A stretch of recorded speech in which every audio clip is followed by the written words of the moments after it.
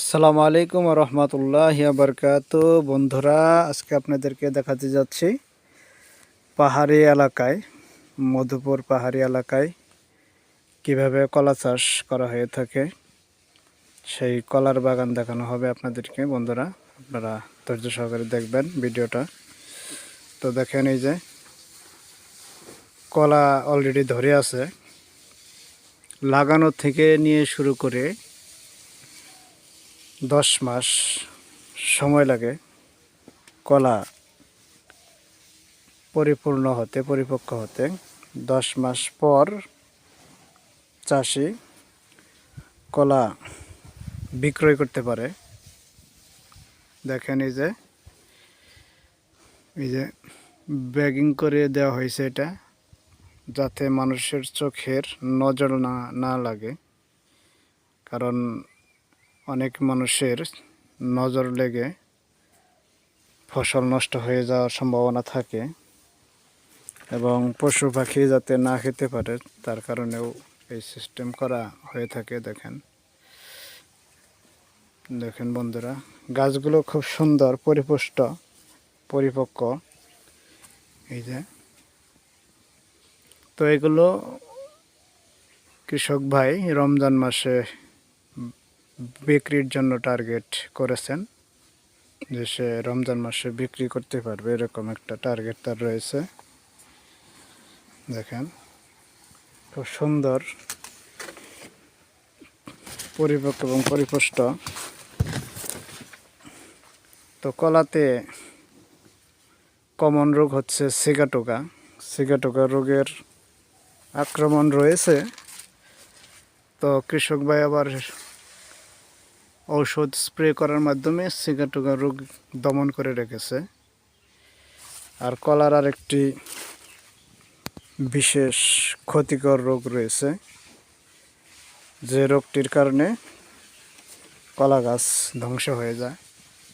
দেখেন, পরিপুষ্ট কলা, কোনো স্পট নেই, খুব সুন্দর কলা। তো আরেকটা রোগের কথা বলছিলাম, সেই রোগটা হচ্ছে পানামা রোগ। কলার পানামা রোগ হলে সেটা সহজে আর ফেরানো যায় না। আর পানামা রোগটা সাধারণত মাটিবাহিত রোগ, কারণ মাটি থেকে এটা হয়ে থাকে। এবং আরেকটা কারণেও হতে পারে, সেটা হচ্ছে কলার পোয়া যদি ছত্রাকনাশক দ্বারা শোধন না করা হয়, তাহলে দেখা যায় পানামা রোগ হওয়ার সম্ভাবনা থাকে। আর সবচেয়ে বড় কারণ হচ্ছে মাটিবাহিত কারণে পানামা রোগ হয়ে থাকে। তা আমরা যারা কলা চাষ করতে আগ্রহী বা কলা চাষ করতেছি বা করব, এই ধরনের চাষি ভাইদের উদ্দেশ্যে বলছি, আপনারা অবশ্যই যখন জমিতে কলা চাষ করতে আগ্রহী প্রকাশ করবেন, তখন অবশ্যই জমির মাটিকে শোধন করে নেবেন ছত্রাকনাশক দ্বারা, এবং ঢলোচন ব্যবহার করবেন। ঢলোচন এবং মাটির যে দানাদার বিষগুলো রয়েছে সেগুলো ব্যবহার করবেন, যাতে মাটিতে থাকা ক্ষতিকর পোকা যদি থাকে, দানাদার বিষ ব্যবহারের মাধ্যমে ক্ষতিকর পোকাগুলো ধ্বংস হবে। আর ঢলোচন ব্যবহার করবেন, যাতে মাটির পিএইচ মাত্রা যদি কম থাকে তাহলে এটা বাড়ানোর সহযোগিতা করবে, আর মাটি শোধন হয়ে যাবে। মাটি শোধন করলে আপনার পানামা রোগ হওয়ার সম্ভাবনা খুবই কম থাকবে। এই দেখেন কত সুন্দর কলা। প্রতিটা ছড়িতে আপনার 10টি করে কান্দা হয়েছে, কোনোগুলোতে আবার 11টা রয়েছে, আবার কোনোগুলোতে 9টি করে কলার কান্দা নেমেছে। দেখেন পরিপুষ্ট এবং জমিটাও খুবই পরিষ্কার পরিচ্ছন্ন রেখেছেন কৃষক ভাই, কারণ সে একজন আদর্শ কৃষক, যার কারণে তার কলার বাগানটা পরিষ্কার পরিচ্ছন্ন হয়েছে, খুব সুন্দর অবস্থায় আছে। দেখেন, এই যে দেখতে পাচ্ছেন, এই যে দেখেন কত সুন্দর সুন্দর কলার ছড়ি। আপনাদেরকে আরেকটা ছড়ি দেখাচ্ছি, এটা আরো পরিপক্ক পরিপুষ্ট। এই যে দেখতে পাচ্ছেন, কলা একটা লাভজনক ব্যবসা। যদি কেউ টিকে থাকতে পারে সঠিকভাবে, রোগ পোকামাকড় আক্রমণ থেকে যদি রক্ষা করতে পারে, তাহলে এটা লাভজনক ব্যবসা। এটা অবশ্যই লাভজনক ব্যবসা। তো যারা কলা চাষ করতে চান তারা অবশ্যই আমি যে কথাগুলো বললাম এই কথাগুলোর মনে রেখে কলা চাষ করবেন এবং কথাগুলো বাস্তবিকভাবে প্রয়োগ করে কলা চাষ করবেন, তাতে সফলতা অর্জন করতে পারবেন। এই দেখেন, এখানে আধা বিঘার মতো জমি রয়েছে এই কলার বাগান। দেখেন, এই কলার বাগানে আগে ছিল আগর গাছ। তো আগর গাছগুলো বিক্রি করার পর সুন্দর করে কলার বাগান করা হয়েছে। এই দেখেন, আমি আপনাদেরকে আর একটা ছড়ি দেখাই, এটা কত বড় একটা ছড়ি। দেখেন, বিশাল বড় একটা ছড়ি। দেখেন কত বড় ছড়ি, দেখেন দেখার মতো একটা ছড়ি। এবং কলাগুলো কোনো স্পট নেই, পরিপুষ্ট পরিপক্ক। কলার স্পট মাছি পোকার কারণে হয়ে থাকে। আর সঠিকভাবে সঠিক সময়ে যদি কীটনাশক স্প্রে করা যায়, তাহলে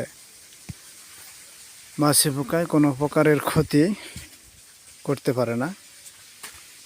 এই দেখেন,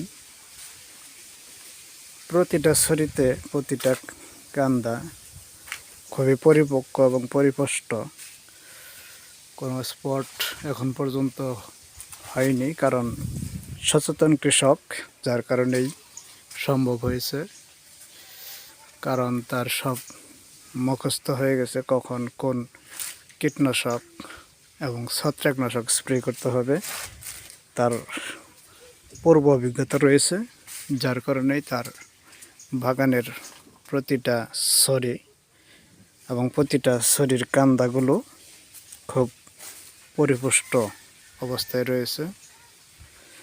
তো সে আশা করছে যে তার বাগান থেকে কলা বিক্রির মাধ্যমে সে লাভবান হতে পারবে। সে এটা আমাদের সাথে শেয়ার করেছে।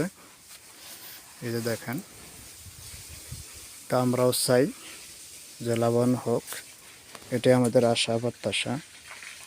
দেখেন, প্রতিটা কৃষকেরই আশা থাকে যে তার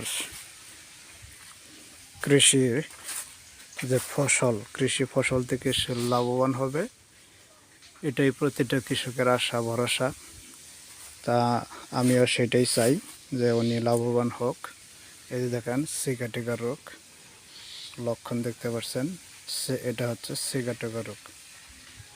তো সিগাটোকা রোগে অবশ্যই ছত্রাকনাশক স্প্রে করতে হবে। আবার অনেকে মনে করে যে হয়তো এটা পোকাই করছেন, না, এটা হলো ছত্রাকজনিত রোগ।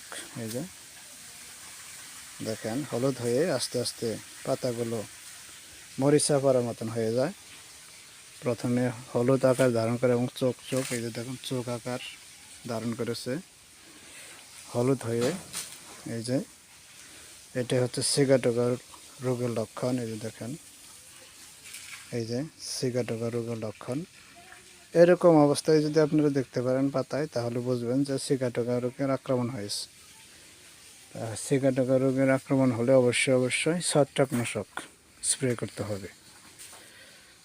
ভুলেও কখনো এই কারণে কীটনাশক ব্যবহার করবেন না, ছত্রাকনাশক ব্যবহার করবেন, তাতে আপনার সিগাটোকা রোগ দমন হয়ে যাবে। তো তো বন্ধুরা দেখেন,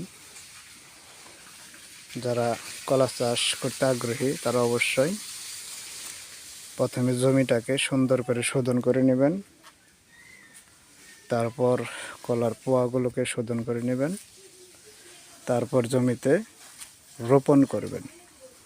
তাহলে আপনার কলার জমি সুস্থ থাকবে, সবল হবে কলা এবং ভালো থাকবে। তো বন্ধুরা সবাই ভালো থাকেন, সুস্থ থাকেন। আজকের ভিডিও এ পর্যন্তই। আবারও কোনো সুন্দর ফসলের ভিডিও নিয়ে আপনাদের সামনে হাজির হব। সবাই ভালো থাকেন, সুস্থ থাকেন। ভিডিওটি ভালো লাগলে অবশ্যই লাইক কমেন্ট শেয়ার করবেন আর সাবস্ক্রাইব করবেন। সবাই ভালো থাকেন, সুস্থ থাকেন। আল্লাহ হাফেজ।